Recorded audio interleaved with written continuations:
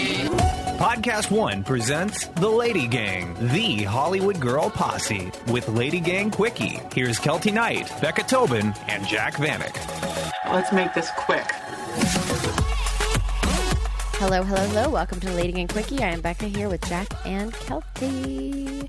Happy Thursday. News. What? I don't have as big of a closet in this house as I did in the old house, and I just had to get rid of so much LadyGang merch. What? You know, I need to do that because there are some sweatshirts that I don't love, but I just keep them because they're LadyGang, and I'm like, I have like nostalgia to it. Yeah. I got it. My closet is non-existent and it's half full with LadyGang merch. So I mean, I have like 6 drawers of LadyGang merch. yeah, same. One It's of a lot. everything. I donated a lot of it because it's still in really good shape. Like a lot of it I wore once. Yeah. But there's one piece of merchandise that I have no idea what the f to do with it. what is it? It is the sweatshirt with our faces on it as cherubs. I got rid of that one. But did you donate it? I don't know what I did. I love that sweatshirt. It's so soft. I It is- know, but I don't know an appropriate time to wear a sweatshirt with my own face on it.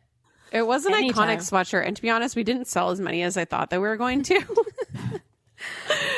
But I loved that. One of my best creations, I think. God, it was a good one. I loved it too. All right. So we're in the holiday season, and this is a PSA episode that the holidays can be very difficult because you have to be around your families and friends and coworkers outside of work for holiday parties. And there's like a lot of pressure on perfection and like really doing it. And, you know, we love a boundary. And one topic that has come up a lot this year that I thought would be a perfect end of the year kind of conversation is this idea of tough love. And so we're doing like a little tough love lesson, you know, mini episode today. So there's this whole idea of like, well, tough love is defined as the act of treating a person sternly or harshly with the intent to help them in the long run. The opposite of this is like coddling, babying, like all that stuff. And so it's like, you know, the feeling of, hey, get ready, I'm about to be a jerk. And I have grown up on tough love, so I feel like I'm really good at receiving tough love. But You're the best. You literally The like best are in the the biz. poster child of receiving tough love. But there's a bunch of things I want to talk about. But we asked everyone in the Facebook group, like, can you give me an example of when tough love or like things that have happened in your life that had to do with tough love and how you dealt with it? And so I'm going to start there to kick off the conversation. So the first one said, you might be the sweetest. Here's the tough love I love. You might be the sweetest peach on the tree, but some people just don't like peaches. Get over it. Stop wasting your life trying to make someone like or appreciate you when they just don't. Ooh. Get over it. I like that part of it. Get over it. She goes, this other girl, this one's really good. She wrote, my boss at the time, the HR director called me into her office. I clearly wasn't in the game. I had just lost my grandpa. She said I needed to get help or she would be forced to let me go. I got suspended instead and ended up heading to therapy and medication. It did help and I was able to clear my head. I came back stronger and better, although it was very tough to take. Crazy, right? Okay, there's one more. I had just lost my stepmom. I lost my birth mom to cancer when I was 4, but my stepmom was 100% my mom and best friend. And my husband lost his job, and I had been dealing with crippling anxiety, panic attacks, and couldn't drive myself anywhere for a few years at this point for the fear I would harm myself. I was in a very low place. My dad, instead of lending us the money that we needed, we had savings, but our monthly income was almost non-existent, gave me the push to get back into the workforce. I was absolutely terrified. I set myself up an interview and I didn't know how I was going to drive myself to it. I didn't even know how I'd be able to work day to day with all that I was struggling with. I didn't know how I'd be able to present myself as someone who is far more capable, my old self, someone I barely knew anymore. Then at the time I landed the job. I felt like by some miracle, I was able to meet all my job needs with no problem. And little by little, the more I pushed myself to do it, I continued to gain the confidence that I'd lost for so many years. Driving became easier and easier. My social skills came back. And within a month, I was promoted to management. I know I wouldn't be who I am and where I am without that push from my dad. If he had just given me the money I needed and let me out easily, I wouldn't have been able to be an amazing mom to my son and be a more confident me. It was so hard at first, but I always say that job gave me my life back. Ooh, that's great. Have you guys ever received tough love that has changed the trajectory or something important in your life?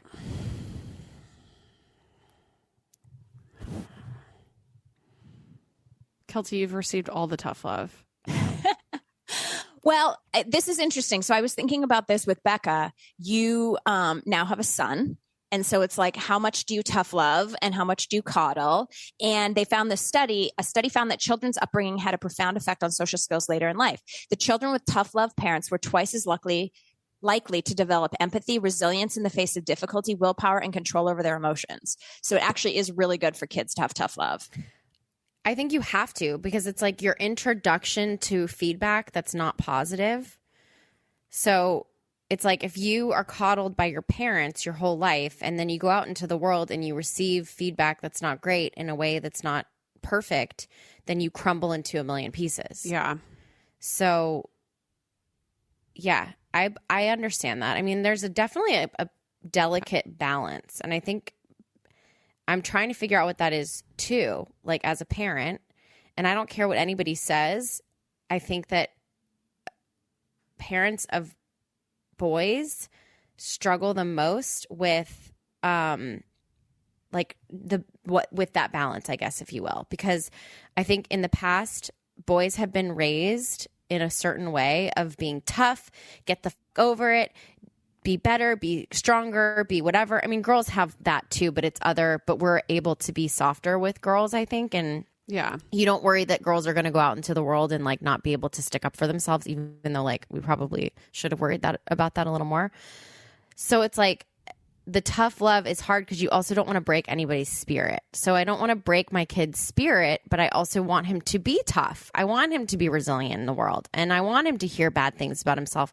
Not bad things, but things he can improve upon and not crumble into a million pieces. But I also don't want to break his spirit.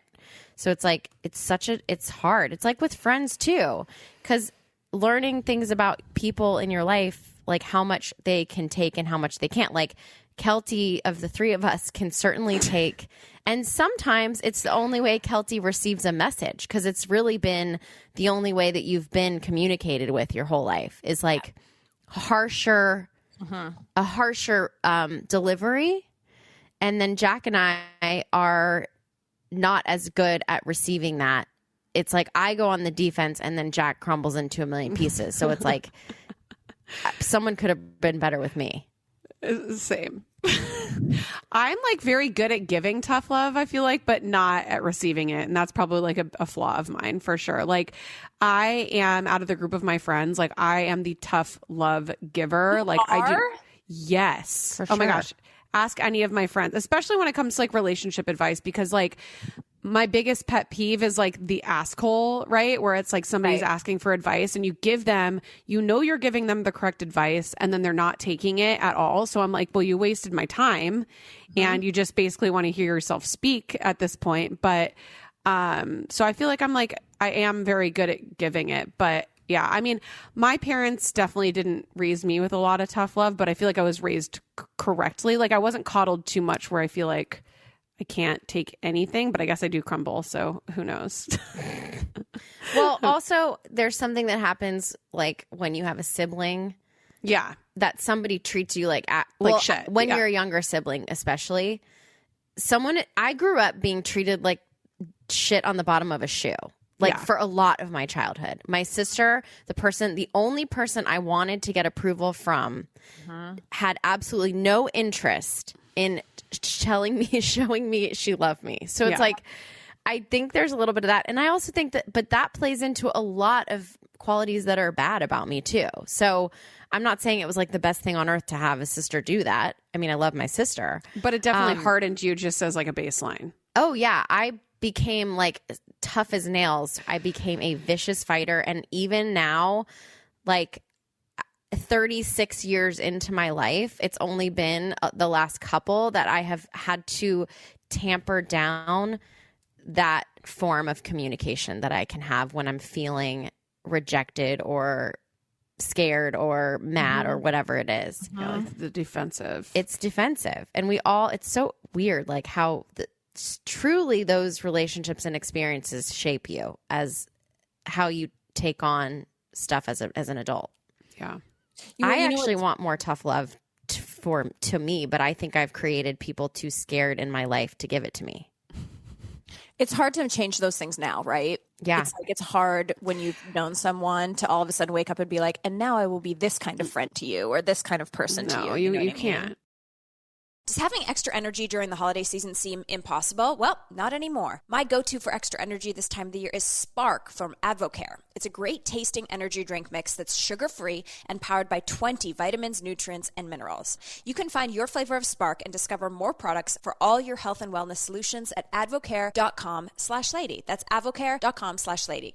With an effective amount of caffeine for an energy boost, B vitamins to support your body's natural ability to make and sustain its own energy, and neuroactive ingredients to keep you focused and alert, Spark is the perfect solution for your everyday energy needs. The most delicious flavor for me is the mandarin orange because I think it's just like a holiday season type of flavor. They have 10 permanent flavors and then like a bunch of limited edition flavors, but there's something for everyone. You can find your flavor of Spark and discover more products for all your health and wellness solutions at advocare.com/lady. That's advocare.com/lady. Get 15% off your first order at advocare.com/lady today.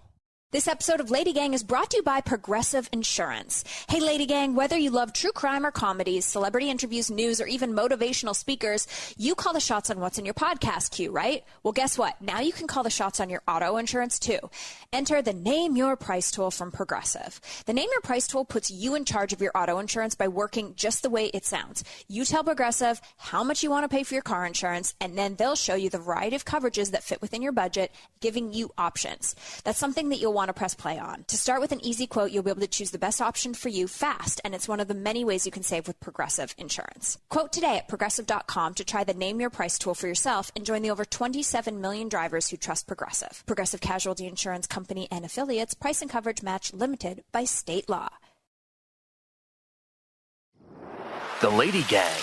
I remember this. This is like a kind of a weird New York story, but so, when I was growing up dancing in Canada, I was like a back row dancer, right? Like I was fine. We had the level of dance that came out of Canada was quite high. And so, to do what Becca and I did, especially Becca, but like also to do what we did in New York City, you had to be one of the best from like every small town comes. And, we sometimes forget that because we have so many friends in New York that did make it, but it's like There were a ton of people that moved to New York City to become dancers and did not make it, that had to turn around. And I'll never forget, I was like a back row dancer. I never won like high platinum award at the dance competitions and stuff. No one really thought I was going to amount to much, but I was always like this tall, thin girl that looked like a showgirl. So when I got my first job on the cruise ship, everyone was like, all these dancers were there and like I got the job and everyone was like, wait, what? Her? Like so strange. And I had so much tough love from my dance teacher, Shelly, growing up. She was such a fucking dick. She was so mean to me. She was like Abby Lee Miller, but like on crack, and never gave me the time of day and never noticed. But here's what happened. A few years later, we were all in New York City again. I had come off cruise ships, and a couple of the girls that I had danced with in that same class that had been the winners, that had won Miss Dance America and like all that shit that you can win, they also came to New York for the summer to like give it a try in New York City. And the minute they waited in line at an audition and didn't get the job, they were left. Like this. Yep. And one by one, I watched every single one of them be hit by a tiny bit of adversity. Mm-hmm. And they could not comprehend that they were not the best, prettiest, most talented. And for me, I was like, well, I'm used to like feasting on scraps here. So it was like, oh, I didn't get that. I guess I'll try again tomorrow. I didn't get that. I guess I'll try again tomorrow, which has served me in my life and is the only reason I have a career, because I am not the best at anything that I've ever done, but I'm like tenacious. You know what I mean? Like I'll go until you give up trying to, like that Disney movie Enchanted. was filming in New York City. I'll never forget. They had all these auditions, and it was like first the ballroom scene auditioned, and then the tap scene, and then this scene. And like I went every day to audition for one of the scenes, and I wouldn't get it. And then I'd show up the next day and I'd be like, okay, well, maybe I'm going to be in the tap scene. Maybe. And finally they were like, this fucking bitch has been here every day for 2 weeks trying to get a job. Let's just put her in the Central Park scene. You know what I mean? You just wear them down until they say yes. Yeah. But it's like the girls that didn't have that tough love growing up, the ones that were like, just so beyond, you know, everything had worked out for them. Their teenage years were certainly easier. Their coming of age was certainly easier. But in the long run, it didn't help them follow their dreams. So there is that balance, you know? Well, and it's like in friendships and stuff. Like I think about the times that I've had to give tough love, and I've like kind of done a lot of like introspection because friends are come to you for all types of advice, and a lot of the time it's when things are not going great. And it's like the girl who won't leave the guy, who like refuses to commit, and you know, all those things. And I realized that I had a way of communicating before where I was so frustrated, similarly to Jack, where it's like, you've come to me for the same thing over and over and over again. And I realized that the reason they came to me was because I didn't give them really harsh feedback. Because I don't really enjoy, as like surprising as it is, I really don't enjoy making people feel like shit. I don't want to look at you and be like, he does not want to be with you, because that hurts to hear. But I did do that recently with a friend of mine, and I have to say it resonated the most with her. It's what she needed to hear. It didn't create any weirdness with us, because it was like, I don't want to tell you this. This does not make me happy to be telling you this, my opinion. But here it is. You've come to me so many times. Shame on me. I need to just change the way that I'm sending the message. Yeah. And I did. And I thought it was going to be way worse than the other times. And it was actually like kind of great. And even though she didn't take the advice, next time she came to me, she was like, I'm not taking your advice. I'm acknowledging this. I get it. I'm f***ing crazy. But you said it, and like, I will, maybe it'll come into play later. But then we can both go away from the situation being like, I didn't hold back. She knows exactly how I feel, and like, done. It's so much easier than that like weird, indirect, you know, passive aggressive feedback. Well, it's like tough love. It really is just, it's walking the fine line of being honest while still padding it a little bit, because it's like, yeah, if we could say all the things that we actually feel, you know, it would be so hurtful sometimes. So it's like, especially when you're talking about like raising your son and stuff, you know, doing it in a way where you're balancing both of those kind of extreme sides, because it does like affect somebody like for the rest of their life, especially when you're doing like, you know, Kelty, you can like attest to that from your childhood and stuff, where you know, you don't want to like harden somebody so much that they, you know, don't feel anything, but then they have to be able to, not everybody's going to get the participation trophy like everybody says in life, and from doing nothing. So right, and that's sometimes a blessing. So it's like, how do you do that, you know? No, I was just thinking like, how do you gauge? Like, because I think that's also a part of it too, where it's like, how do you gauge like when to say something, when to share something, when to give feedback? I think it's like the best thing to do is like, why am I telling this person this thing? Is it to hurt them and make them feel bad? So then keep your mouth shut. Yeah. Or is it because if I tell them this thing and make them aware of this thing, it's going to improve, and they take it on and like adjust, it's going to improve the rest of their life, like for the better. Yeah, probably, or what, you know what I mean? It's like that would situation be, or whatever. Yeah, yeah. It's like, if that's your intention, I would be bummed out if somebody that cares about me like is holding on to something about me that they think would truly benefit, you know, something I care about or whatever. Well, I think that's why there's love. Well, there's also, I think that people need to be careful about tough love too, because it can't just be like, well, I'm just like, that's just like who I am. Like I give the tough love. It's like, well, no, that might be an actual issue with your personality. Like you can't mistake tough love with being an asshole. You know what I mean? Like, and that's what you said. It comes down to intention. So is your intention to help this person out, or is your intention, you are just a dick, you know? Yeah. I also think like if you look at the word tough love, it's like love is there. Like I don't think you can give tough love to an acquaintance, someone at work. Like tough love can only really work if you really do love that person. If it's your friend, your family member, your, you know, like your lover, like it's like you have to want, this is me saying, I want to be in your life. And this is a really hard thing about being around you or this decision you're making. And this is why it's so hard. And I wish you could just see, I'm giving you another perspective. Like, you know what I mean? And like, I want them to be happy because you love them, you know? So I found this article and I thought this was a cool way to kind of to wrap up. It was like the 7 ways to respond to genuine tough love. Cause we always talk about giving tough love, but then when you get the tough love and it's like, it is very difficult. It's obviously like hearing someone say something that's imperfect about you or that's bugging them is like never easy to hear. But these steps, I think, really made it very clear. And so I just wanted to read through them. So 7 ways to respond to genuine tough love. Listen to understand first. You can't hear if you're preparing to defend your position at the same time, which is kind of what you were saying, Becca. Like the minute someone's coming at you, you are already like ready to, you know, be open-minded. Obviously, it's harder than it looks. Look at it from the other person's perspective. So this is something I have really worked on and have really learned because I have a K-type brain. So I look at everything like, of course you would want to wake up in the morning and do this thing at this time and have it written down and wear red. And like, I have like a certain way of like, what is happiness to me? But like, that is not how everyone goes out in the world. And it's very difficult. They always say like jump in someone else's shoes, but like it is actually really hard to see it from someone other's perspective. Yeah. Here's one. I don't know if you guys have ever used this on me. Pause before replying. I'm still working on this. Recognize your feelings. So like acknowledge the feedback and then take it on the chin. So I think it's like you recognize your feelings like, wow, I'm feeling like, ooh, they're probably right. Or I'm feeling so fucking uncomfortable, whatever that is. And then be like, hey, thanks for coming to me. I need to like just sit with this for a minute. Like you don't have to have an answer right away. Just be like, I need to think about this. Like, I'm really glad you said something. I'm going to think about it, you know, whatever. And then take it on the chin. Like now it's up to you. The ball's in your court. You can choose to fix this thing, or you can choose to say, that bitch, she has no idea what she's talking about. I'm going to keep dating my boyfriend. Like that's on you.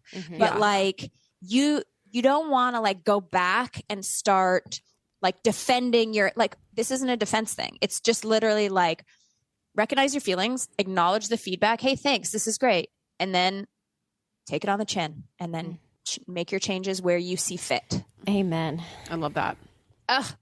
Anyway, tough love in a friendship, tough love at work, all very difficult things. It is a weird world to live in because we are friends with the people we work with and we work with friends and it all comes over. But it's the holiday season. And so there's going to be a lot of this like inter-family friendship hard stuff that comes up where someone is acting or doing something that is annoying you.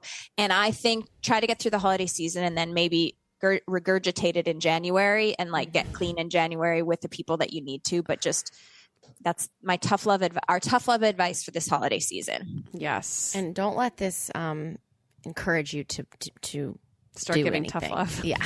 Yeah. Sometimes the toughest love you can give is also just to space. Be quiet. Yeah. Yes. Space. Ooh. Indifference, baby. Well, guys, right. I do love you, even though it's tough to love you. Sometimes tough to love you, but I love you. All right, we're here for a good time. No, we're here for a long good time. We're here for a tough time. For a good time. Tough time. Thanks for listening. The Lady Gang is produced by Alex Ingber, Steve Delameter, and Jared Monaco. Make sure you subscribe, rate, and review our podcast. And if you love it, share it with your friends on social media. Like, oh my God, I just listened to Lady Gang. This episode's so great. Swipe up to listen. And if you really want to, which we know you do, please follow us on social. At Kelty, at Becca, at Jack Vanek, and at The Lady Gang. Sign up for our newsletter at theladygang.com and join our secret Facebook group. It's super fun. See you next Tuesday.